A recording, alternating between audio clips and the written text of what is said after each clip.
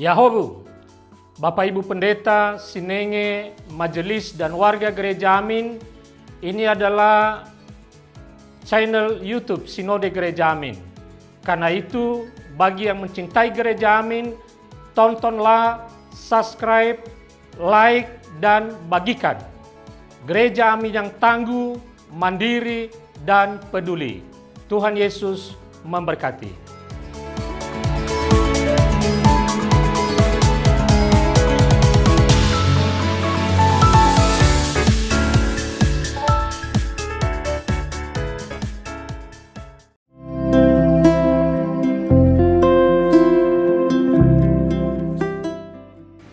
Halo Teens, kita kembali dalam acara TFC.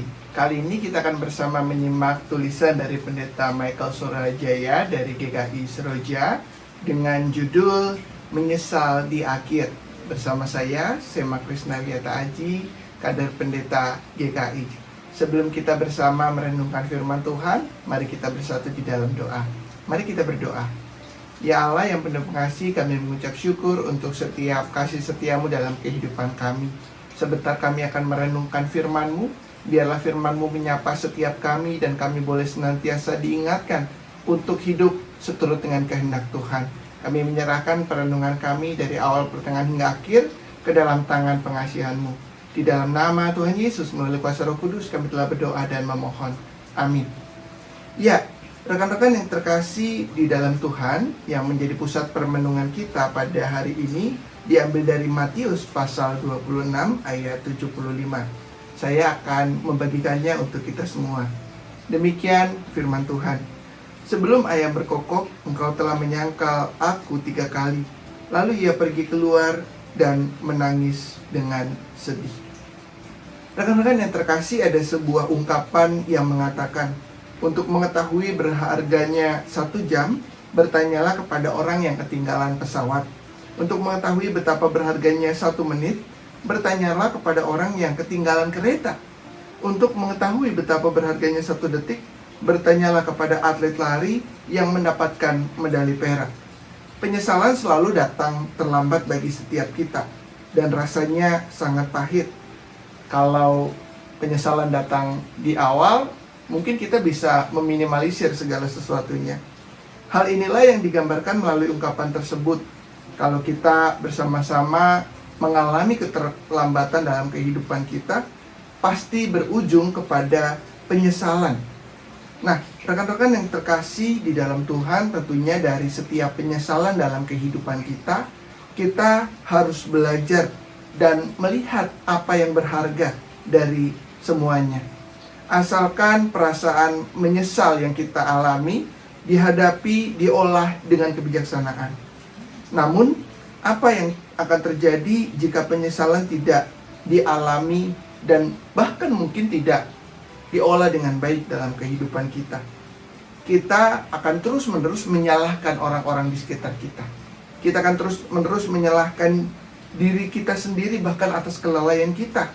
Dan kita hanya terkungkung atau kita terjebak kepada penyesalan yang membuat kita tidak berani untuk melangkah maju ke depan.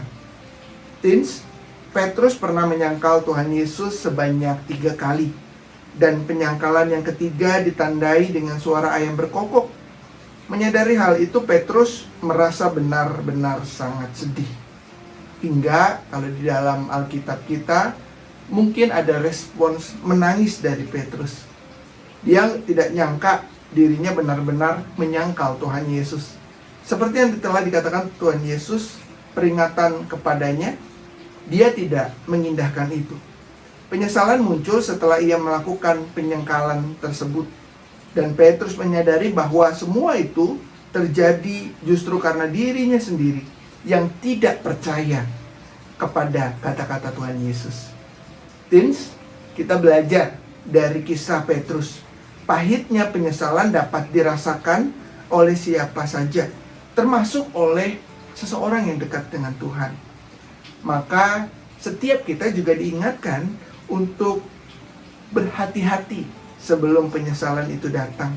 Lebih baik mempersiapkan diri dengan baik dan mempersiapkan segala sesuatunya dengan bijak. Bertindak sembrono hanya membawa kita ke dalam celaka. Terlebih saat kita merasa sangat mampu dan sangat hebat. Sikap tersebut tidak akan membawa dampak yang baik, melainkan hanya penyesalan yang menanti di akhir. Jadi, jangan sampai menyesal di kemudian hari. Berhati-hatilah dan bijaklah dalam mengambil setiap keputusan dalam kehidupan kita. Mari kita berdoa. Ya Allah, Bapa kami yang penuh pengasih, kami mengucap syukur untuk setiap berkat yang boleh kami rasakan. Firman Tuhan mengingatkan kepada setiap kami untuk kami boleh benar-benar memanfaatkan setiap kesempatan dengan baik dan bijak.